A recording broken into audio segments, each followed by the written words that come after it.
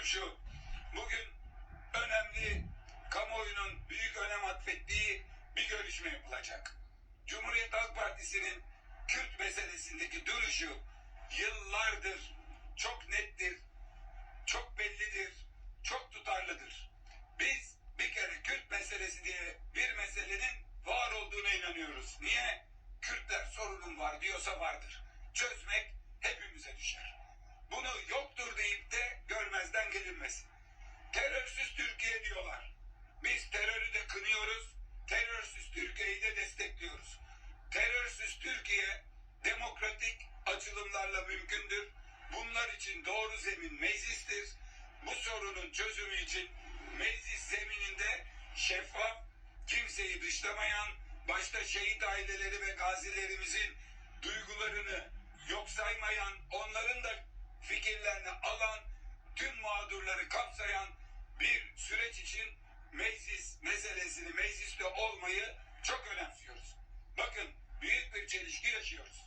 Şimdi arkamdaki cezaevinde biri yatıyor, onu içeri kimin attırdığını da herkes biliyor.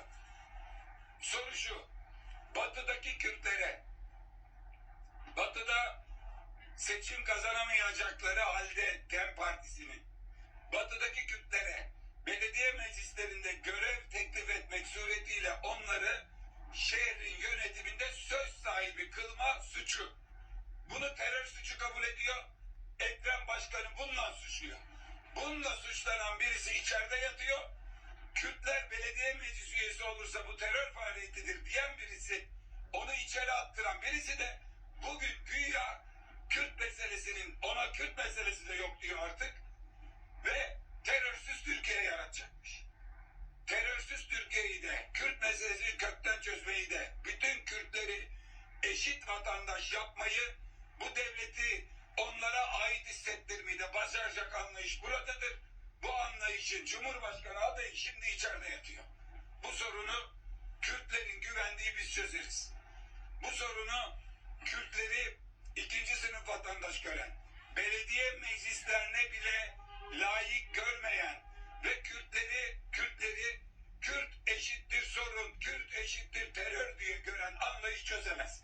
Ancak biz meclis zemininde atılacak her türlü şeffaf, barışçıl, çözüme yönelik adımı da desteklemeye hazırız. Ama meclisi yok sayıp da, Kürtleri yok sayıp da, sorunu yok sayıp da, ipe un serip de buyurganlıkla laf edenlerin bu sorunu çözmede samimi olmadıklarını bir kez daha, başarısızlığa da hiçbirimizin tahammülü olmadığını ifade etmek isterim. Hepinize teşekkür ediyorum arkadaşlar.